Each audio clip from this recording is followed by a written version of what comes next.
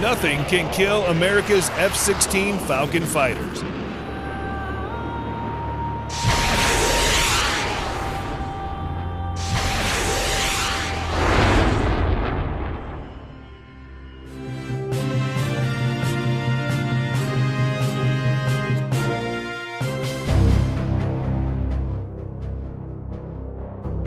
The F-16 Fighting Falcon bears an unusual distinction. It's one of the only top jet fighters in the world to also be cost-efficient, fast and extremely agile. The F-16's low operating costs are 30 to 40% less than other fourth-generation platforms and 3 to 4 times less than larger twin-engine fighters.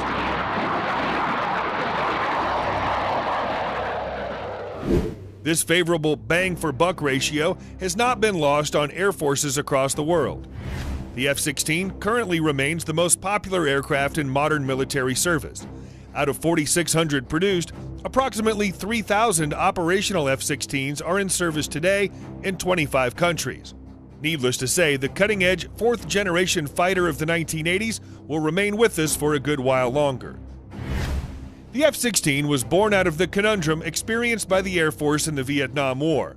Fast and heavy F-4 Phantom fighters had underperformed against the North Vietnamese Air Force due to their immature long-range missile technology and lack of aptitude for tight maneuvering in dogfights. This led a faction known as the Fighter Mafia to argue that the Air Force had its design priorities all wrong and that what was really needed was a relatively cheap, lightweight airframe that maximized energy for short-range dogfights rather than another heavy twin-engine fighter like the F-15 Eagle that was then under development, which would doubtlessly be over-reliant on defective guided missiles. In fact, the Eagle went on to prove it was in fact possible to create a very maneuverable twin-engine jet fighter if you didn't mind the cost, and air-to-air missiles would improve dramatically as well. Support for a light fighter eventually consolidated in the Pentagon due to simple economics.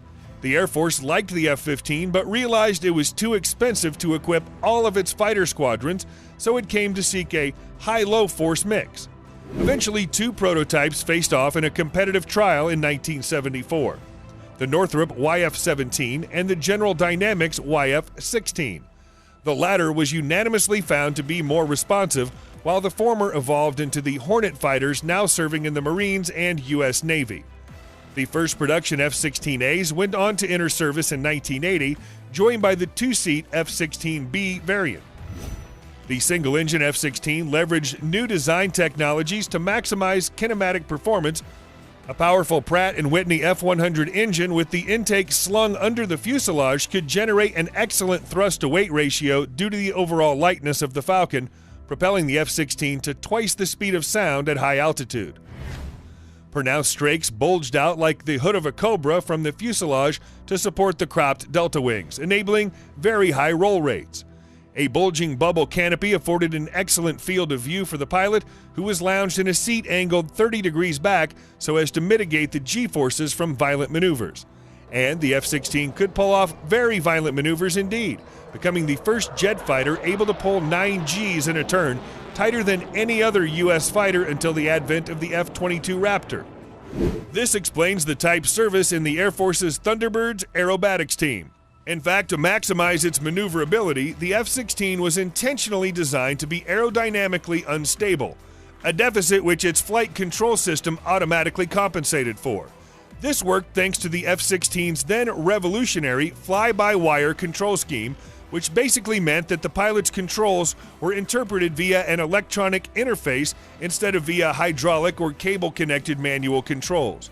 Not only were fly-by-wire controls more reliable, but they also made it possible for the flight computer to correct the pilot's maneuvers as necessary to avoid exceeding the Falcon's tolerances. Another feature was an integrated throttle in the joystick known as hands-on throttle and stick, HOTAS, enabling a much smoother operation by the pilot. Fly-by-wire and HOTAS have since become standard features in modern combat aircraft. Unlike the earlier model F-14 and F-15s, the Falcon was designed as a multi-role fighter, and it could lug up to 17,000 pounds of munitions or electronic warfare gear on its 11 hardpoints, including a new generation of precision-guided weapons such as Maverick missiles and laser-guided bombs. A 20mm Vulcan cannon in the lower fuselage served as a backup weapon. Ironically, while the fighter mafia had little faith in guided missile technology, the F-16 arrived just when such weapons attained a new level of efficiency, and the Falcon's APG-66 Doppler radar, heads-up display, and targeting computers were able to leverage these weapons to deadly effect. This was demonstrated in June 1982 when Israeli F-15s and F-16As engaged in a massive three-day air battle over the Bekaa Valley against Syrian jet fighters. The Israeli Falcons downed 44 Syrian MiG-21s and 23s without suffering a single loss. By the mid-1980s, the currently serving F-16C and two-seat D models entered service. These boasted modernized avionics as liquid crystal displays and new APG-68 radars that allowed for long-range missile engagements with newer AIM-7 Sparrow and forthcoming AIM-120 AMRAAM missiles.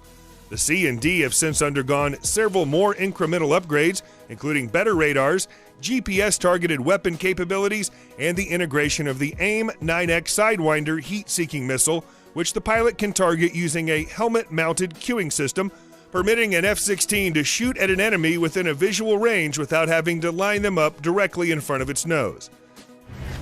The U.S. F-16 fleet first saw action in the 1991 Gulf War, where it flew more than 13,000 strike missions loaded down with 2,000-pound bombs and Maverick missiles. F-16s embarked on the largest airstrike ever over downtown Baghdad during the 72 Shipform Q, though two of the Falcons were shot down by air defense missiles during the raid and their pilots captured.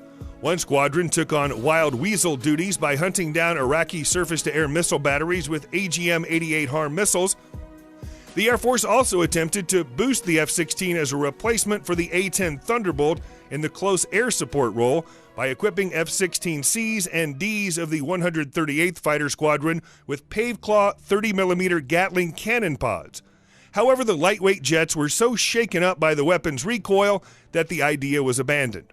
And the A-10 fleet survived yet another of many assassination attempts by Air Force brass. After the formal end of hostilities, F-16s enforcing the no-fly zone over Iraq scored the first kill using the long-range AIM-120 Scorpion missile when they downed a speedy MiG-25 Foxbat. Since the Gulf War, the Falcon has been ubiquitous in the U.S. and NATO air campaigns over the former Yugoslavia, Iraq, and Syria. American and Belgian F-16s shot down additional enemy fighters over Serbia and Kosovo during the 1990s, though two were brought down by Serb surface-to-air missiles. The F-16s sold abroad have also seen action in plenty of conflicts. Pakistani F-16 shot down 10 Soviet and Afghan aircraft on its border during the 1980s. In 1992, two Venezuelan Falcon pilots played a key role in defeating a coup of supporters by Hugo Chavez by shooting down two rebel OV-10 Broncos and a Tucano trainer. By one count, the Falcon has shot down 76 enemy aircraft. Today, the U.S. Air Force intends to continue flying its 1,200 F-16s well into the 2040s by extending the airframe's service life from 8 to 12,000 hours. The Fighting Falcon has proven to be a fine and versatile combat jet, and furthermore, by one count, it costs $22,000 per flight to operate compared to $42,000 for a twin-engine F-15. If the agile little fighter has any shortcomings, it's that the American F-16's radar has fallen out of date and that the type was never designed to carry a great deal of fuel, limiting its combat radius to just 340 miles on internal stores. The Pentagon should eventually consider reasonable measures to keep that fleet up to date, notably the incorporation of APG-83 ASA radars and the adoption of conformal fuel tanks. These issues aside, the F-16 has more than earned its current popular nickname among pilots as the Viper, and will continue to occupy a prominent role in military aviation across the globe for decades to come.